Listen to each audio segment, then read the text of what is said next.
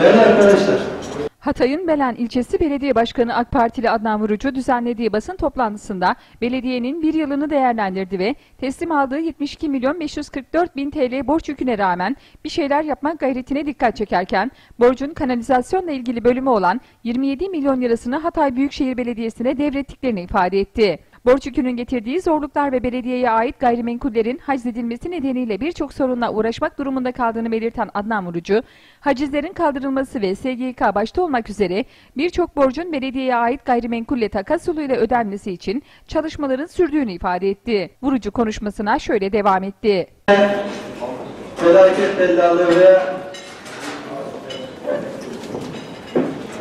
belediyenin şu anki durumuyla ilgili bazı şeyleri de sizlerle paylaşmak istiyorum. Büyük bir borç yükü altında bir belediye devraldığımızı bir önceki toplantımızda sizlerle paylaşmıştık. Bunu bir kez daha tekrardan hatırlatıp biz önümüze bakacağız. 72 trilyon 544 bin lirayla ben devraldım. Nisan itibariyle. Bunun bir kısmını biliyorsunuz kanalizasyonla ilgili olan bölümünü Büyükşehir'in devrine yaptık.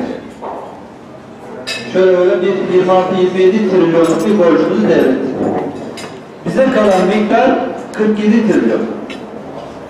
Bunun bir kısmını biz ödeme yaptık.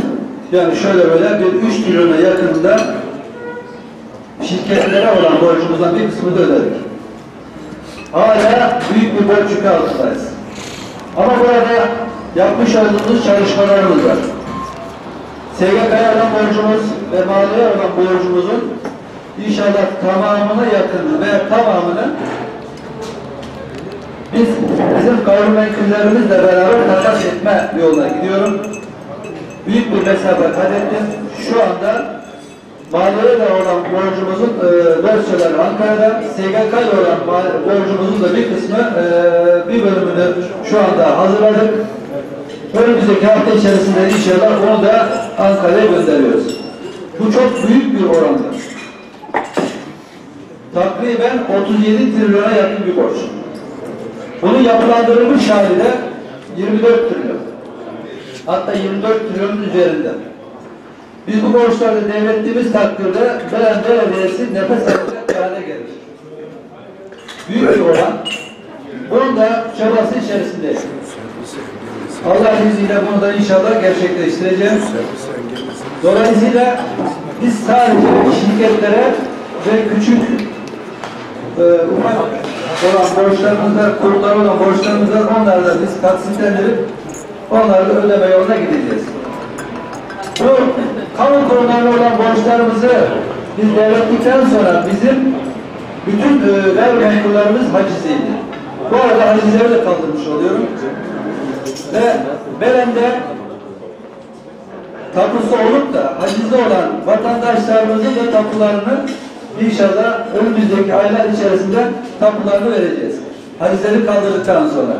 Ki bu hacizlerde biliyorsunuz SGK Maliye'nin koymuş olduğu hacizler. Bir de bizim Katar Tıp Birliği ile ilgili olan bir borcumuz vardı 1 trilyon üzerinde.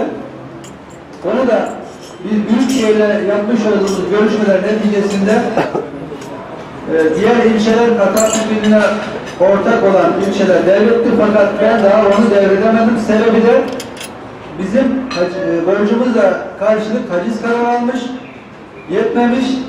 Haciz kararı satış kararına dönmüş. Şu anda mahkemede olan bir durumumuz var.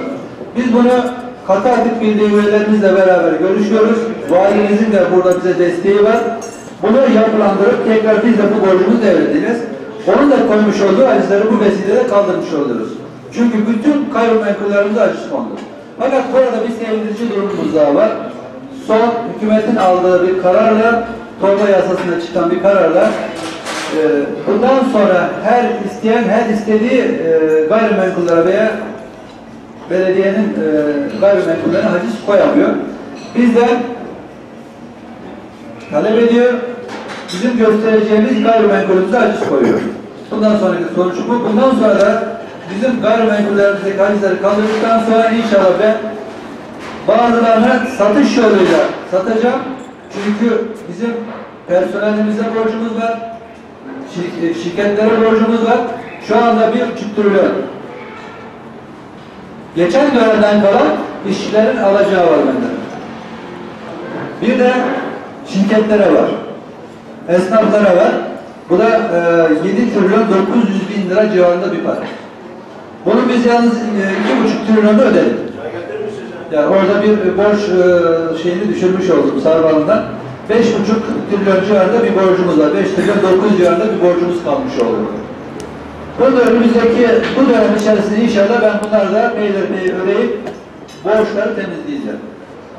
Bu arada gelirimiz çok güçlü bizim. Maalesef bütün gelirler Büyükşehir'e gitti ve bize devletten, hükümetten gelen para %40'ı da yine Büyükşehir'e gidiyor. %40'ı da borcumuzdan dolayı kesintiye gidiyor. %20 kalan borcumuzun da %8'ini Halk Bankası'ndan ipotekli kredi kullanmışlar, o da kesiliyor. Şu anda ben %12 ile, kalan %12 parayla ben personel maaşını ödüyorum. Bunlarla da hizmet üretiyorum. Ama bu kadar kıt kanaat içerisinde çok da başarılı olduğuma ben kendim inanıyorum bir defa. Çünkü geçen dönemin ben gelirlerine baktığımda aylık 1,5 trilyon bir para girmişken bugün bana gelen para, en iyi gelen para 12. ayda geldi 190 bin lira. Bakın nereden nereye düştük. Ama benim her ay 291 bin lira personel ödemem var. 291 bin lira personel ödemesini tamamen yapıyorum ve şu anda bir yıllık süreç içerisinde benden hiçbir personelimin 1 lira alacağı yok. Bunu nasıl başardım? Bunu bütün muslukları kapattım. Bütün delikleri kapattım. Ve hazineyi kendime bağladım. Onu da söyleyeyim. Belediyenin hazinesini kendime bağladım. Girdisine çıktısına varana kadar hepsini kontrol altına aldım.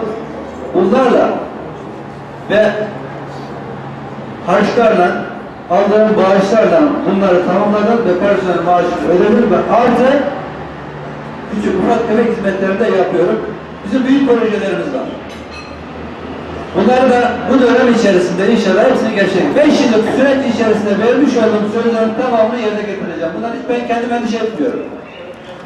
Halkım da endişe etmesin. Bunların hepsini ben yerine getireceğim.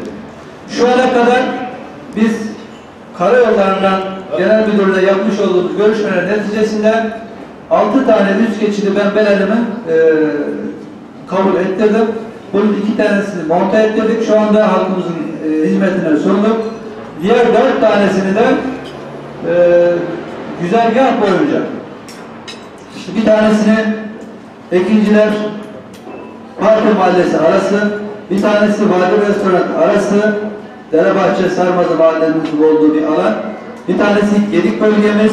Şu anda İmam Hatip ortaokulu yapıyor ve hemen akabinde bir İmam Hatip Lisesi yapacak o bölgeye bir tanesini inşallah Kıcı bölgemize yapacağız ve şurada esas önemli olan Tosya Camisi olan Pazariye arasındaki bir de oraya üst geçitimiz var. Orayı da inşallah yürüyen merdivenli bir üst geçit yaptıracağım. Çünkü çok işlek olan bir alanımız. Halkımız çok tehlikeli bir bölge. Görüş alanı hemen hemen hiç olmayan bir bölge. Burayı da önceliği buraya vermek şartıyla üst geçitlerimize tamamlayacağız. Vermiş olduğumuz sözlerden bir Çiftıman yol güzergahında biliyorsunuz biz alt geçit sözümüz vardı. Benim yapmış olduğum görüşmeler neticesinde İskenderun Belen arasındaki bu duble yolun maalesef genel müdürlükte projesinde olmadığını da tespitini ettik. Genel müdürlük yapmış olduğu girişim neticesinde projeleri genel müdürlüğe istiyor ve bu bölgeye baktığında arkadaşlar şunu söyledi genel müdür, burası bir felaket dedi. Bunu kim buraya müsaade etmişleri bir ifade kullandı. Oraya üst geçit, daha sonra bölge müdürlüğü yapmış olduğum görüşmeler neticesinde geldi baktık, buranın da alt geçit olma şansının olmadığını, çünkü oradaki duvarın birbirine geçmeli bir duvar olduğundan dolayı biz oraya dokunamayız fakat yeni bir sistem var. Baklava dilimi sistemi dediği bir sistemde oranın oradaki o tehlikeyi inşallah bertaraf edeceğiz. Şu ana kadar bir hastane bir projemiz vardı. Bunun çalışmaları hala devam ediyor. Bunun akabinde biliyorsunuz İskenderun Teknik Üniversitesi kuruldu. Onunla beraber bizim bir fakülte sözümüz vardı. Mustafa Kemal Üniversitesi ile talebimiz. Fakat İskenderun Teknik Üniversitesi kurulduğu için biz bir bölümünün de sözünü ben almış bulunuyorum. İnşallah kuruluş aşamasında bir de Belen'imize bir fakülte kazandıracak. Bu süreç içerisinde inşallah bu da hayata geçer. Bir TOKİ projemiz vardı. Şu anda onun çalışmaları devam ediyor. Yalnız küçük bir pürüzümüz kaldı. Bir zihniyetlilik durumu var. Zihniyetlilik durumu şu anda defterdarlık onun girişimlerini yaptı. Zihniyetlilik kaldırdıktan sonra hemen biz talep toplamaya başlayacağız. Bir konutluk TOKİ projemiz hemen Gedik bölgemize inşallah bu yıl içerisinde hayata geçiririz diye düşünüyorum. Bunlar büyük projelerimiz bizim, Belen. Ama esas en önemli konulardan bir tanesi Belen'in şu anki durumu. Maalesef çok kötü bir durumdayız. Yapılan kanalizasyon Belen'imiz halkımıza çok büyük işkenceler çektiriyor diyor, eziyetler çektiriyor. İnşallah bunu da tamamladık ve bu şebekemizin yenilenmesi için ben çok büyük mücadele vermiştim Büyükşehir'le beraber. Şunun müjdesini buradan veriyorum. Bir hafta sonra bizim İhsane hattımızın su şebekesi yenileme projemizin ihalesine çıkılıyor. Ve seçimden önce de inşallah kazmayı vuruyoruz. Bunu bekliyordum çünkü yollarımız çok kötü. Ben bir önceki dönem gibi yapıp sök, yap sök çünkü biz bu kadar zengin bir ülke değiliz. Zengin bir ülke değiliz. Biz imkanlarımızı ekonomik kullanmak zorundayız. Onun için de ben halkımdan biraz sabır istedim, anlayış istedim. Onlar da sağ olsunlar bu talebimizi olumlu karşılıyorlar. Ve hemen inşallah o projemiz başladıktan sonra şebekemiz döşendikten sonra ben projemi hazırladım. Bana ait olan yollarımın fizibilite ve raporlarını çıkarttırdım ve 500.000 metrekarelik bir yol ağım var. Şebekem biter bitmez de inşallah hemen akabinde yollarımız sıfırdan söküp yapacağım ve ondan sonra bundan sonra da yollara kazma vurma şeyimiz olmayacak. Halkımız yap sökten bezdi. Biz bunu inşallah istemiyoruz. Onun için de bir yıldan beri ben yollarla ilgili herhangi bir çalışma yapmadım. Halkım da bunu anlayışla karşılıyor. Bizim hemen pazar yerimiz var arkadaşlar. Orada da bir büyük pürüzümüz var. Biliyorsunuz orada hacizli bir durum vardı. İşte bu yapmış olduğumuz çalışmaların neticesinde bu hacizleri kaldırıyorum. Orada bir şahsa ait olan bir 2 dönümlük yer vardı. Onu da 18 uygulaması yaparak başka bir alana taşıyacağım ve bizim orada 12-13 dönümlük bir alana çok amaçlı benim halkımın, hemşehrilerimizin ihtiyaçlarını karşılayacak bir şekilde iş yerleri, otoparkı, kapalı semt pazarı ve çok amaçlı salonlar olmak üzere hatta belki hükümet konağımızda biz o bölgeye alabileceğiz.